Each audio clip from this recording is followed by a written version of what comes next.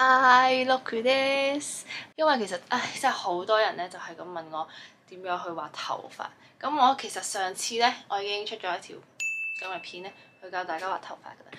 咁咧你就睇下呢個咯，我會詳細咁樣話俾你聽 ，step by step 點樣去用 Procreate 畫出一執頭髮出嚟嘅。就希望你哋會中意啦。咁我哋事不宜遲，我哋即刻去畫，耶！好，咁等我哋而家咧嚟開始畫個草稿啦。咁我而家咧就想畫一個直髮啦、捲髮啦同埋劉海嘅，即係個劈音啦。咁我哋而家嚟講一講畫頭髮嘅重點先。喺呢度咧有3點需要留意嘅。第一點啦，就係雖然你係直髮，但係你記得要喺髮尾處嗰度咧加少少弧度上去，同埋咧其實個頭髮嘅側邊嗰啲部分都唔可以太無聊噶嘛。我就會加上幾執呢啲碎髮喺側邊啦，咁成個嘅層次感呢就 up 啦。呢個捲髮嘅部分呢，睇落真係好難啊，但係其實呢，你可以好簡單咁樣呢，你喺呢度可以想象一個 S 字形，你將所有嘅髮絲呢，就順住呢個 S 字形畫出嚟。咁中間呢，我呢度就有一個紅色嘅區域啦，其實佢就代表咗將呢個髮流呢，慢慢好似摺起嚟一樣。你可以想象一下，例如摺起一張紙條啦，好似咁樣樣。然後呢，同啱啱一樣，加上啲髮絲啊同埋碎髮呢，就大功告成啦。咁最後我哋就嚟到呢個劉海嘅部分啦。其實呢一啲咁短咁碎嘅頭髮呢，我哋都好注意呢一個流動性嘅，同我哋啱啱所講嘅弧度係一樣啦。你會見到我呢個髮尾處呢，要稍微有一啲鋸齒狀，千祈呢就唔好整到好齊整喎。大概就係咁樣，我哋其實已經講晒頭髮嘅重點啦。咁而家呢，就係呢個線稿時間啦。我哋首先呢，處理線稿嘅時候，真係要利落乾脆，千祈唔好越畫越猶豫自己，手呢要快狠準，咁樣先至可以成就到一個美麗嘅線稿嘅。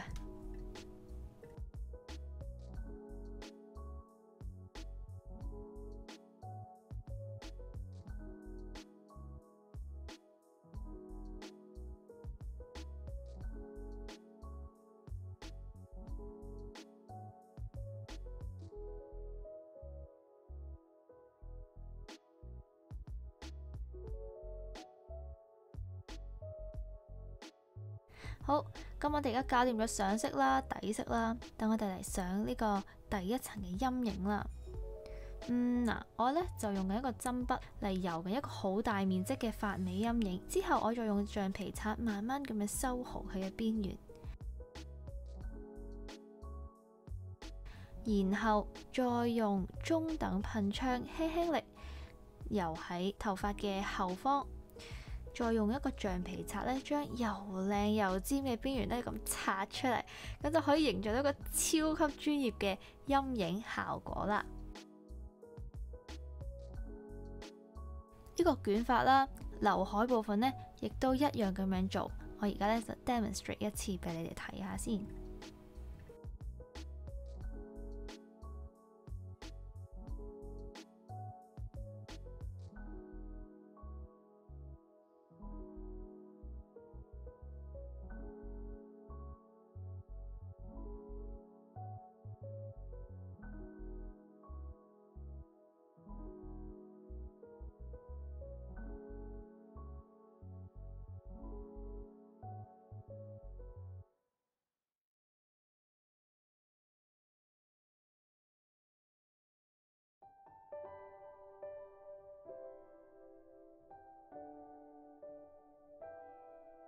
第二步呢，我就會上第2層嘅陰影嘅。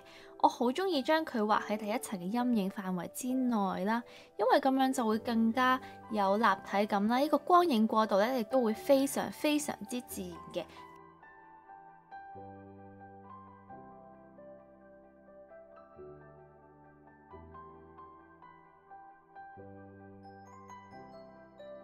然後第3步，當然少不了高光啦。亦都係一樣，我會用針筆呢，就將啲高光嘅一條條線條慢慢畫出嚟嘅。之後呢，我就會用橡皮擦嚟修飾佢個邊緣啦，令到佢變得好尖咁樣。最重要呢，都係順住佢個髮流去刻畫，即係我哋之前講嘅 S 字形咁樣啦。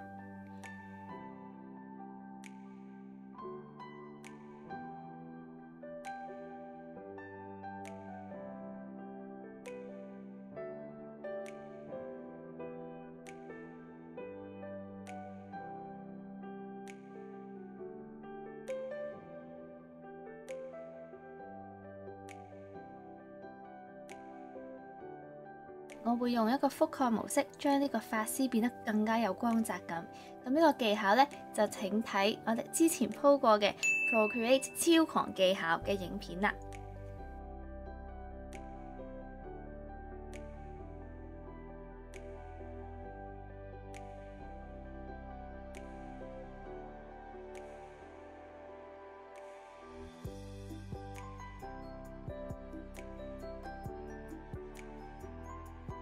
最後就係加上呢個反射光啦，我呢度用咗一個灰紫色，用柔軟嘅噴槍油咗上去，個完成度係咪更加之高呢？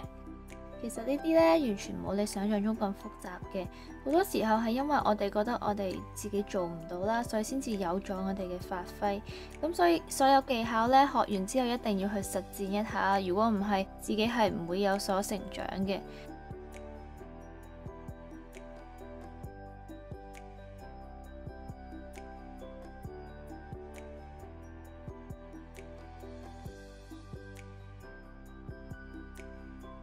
其實只要 step by step 咧，你哋就可以做到噶啦，所以千祈唔好放棄，大家一直加油！如果你哋中意嘅話咧，咁就記得 like 啦、subscribe 啦、comment 同埋記得 turn on notification， 令到你哋可以第一時間睇到我新出嘅片。加油！拜拜，下條片見。